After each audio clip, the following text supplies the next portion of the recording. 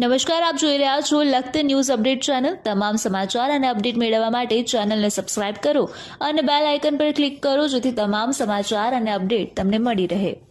આજકાલ હોસ્પિટલના કાર્ડમાં ખ્યાતિકાંડને લઈને અનેક ચર્ચાઓ શરૂ થઈ ચૂકી છે, ત્યારે હોસ્પિટલોમાં માનવતા મરી ફરવારી હોય તેમ કાર્ડમાંથી પૈસાના અનેક કૌભાંડ બહાર આવ્યા છે। પરંતુ જૂનાગઢ અને ગીર સોમનાથ જિલ્લામાં સાંગાણી હોસ્પિટલમાં હજુ પણ માનવ સેવાની અખંડ જ્યોત જોવા મળી રહી છે અને માનવતા મહેકી રહી છે અને માનવતાના મહેકો હજુ પણ અખંડ છે।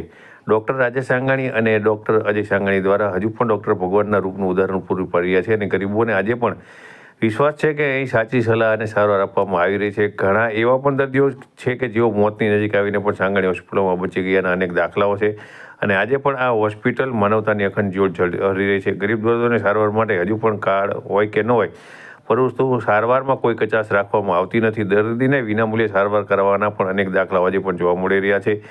આ બાબતને લઈને આજે પણ સાંગાણી હોસ્પિટલનું નામ પડે ત્યારે લોકો માનવતા યાદ કરી સાંગાણી હોસ્પિટલના ડૉક્ટરને સો સલામ કરી રહ્યા છે। ત્યારે સાંગાણી હોસ્પિટલ જે ડૉક્ટરો છે તેમના દ્વારા તેમની આ સારવાર લેવા આવતા દર્દીઓ સાથે તેમના સગા સંબંધી હોય અને ડૉક્ટર તેમના વાલી હોય તેવું વર્તન કરવામાં આવે છે અને તેઓને ડૉક્ટરની એક જ મુલાકાતમાં તેઓનું ઘણું બધું દર્દ ઓછું થાય છે તેવી રીતના તેમની સાથે વાત કરવામાં આવે છે અને બંને ડૉક્ટરો દ્વારા માનવતાપૂર્વક બધા દર્દીઓને સારવાર આપવામાં આવી રહી છે। જી, મારું નામ મેહુલ જોશી છે। હું લુણાવાડાથી બિલોંગ કરું છું અને અત્યારે ભણવાની સાથે સાથે કર્મકાંડ કરું છું અને મારા પપ્પાને છાતીમાં દુખાવાની તકલીફ હતી, જેથી અમે જુનાગઢ બતાવવા ગયા હતા।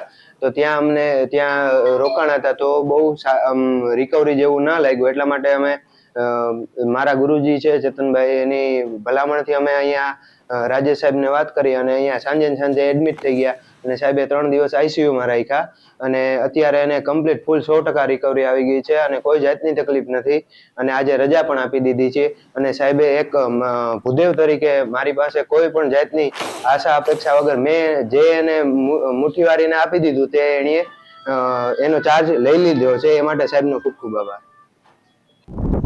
ભગવાનજીભાઈ કરકટિયા, ધારાસભ્ય માંગરોળ, તારીખ 22ના રોજ સાંગાણી હોસ્પિટલ કેશોદ દ્વારા એક નવી હોસ્પિટલ ચોરવાડ ખાતે ખોલવામાં આવી રહી છે, જે સાંગાણી હોસ્પિટલ આખા જૂનાગઢ જિલ્લામાં એક મોટું નામ ધરાવે છે અને તમામ પ્રકારના રોગોની ત્યાં સારવાર કરવામાં આવે છે, જેની કેશોદમાં પણ હોસ્પિટલ છે, જૂનાગઢમાં હોસ્પિટલ છે, વેરાવળમાં પણ હોસ્પિટલ છે, માંગરોળમાં હોસ્પિટલ છે અને 5મી હોસ્પિટલ ચોરવાડ ખાતે શુભારંભ થઈ રહ્યો છે। તો સાંગાણી સાહેબને ખૂબ આગળ વધે એવી હું પ્રભુને પ્રાર્થના અને લોકોની ખૂબ સારી સેવા કરે એવી અપેક્ષા રાખું।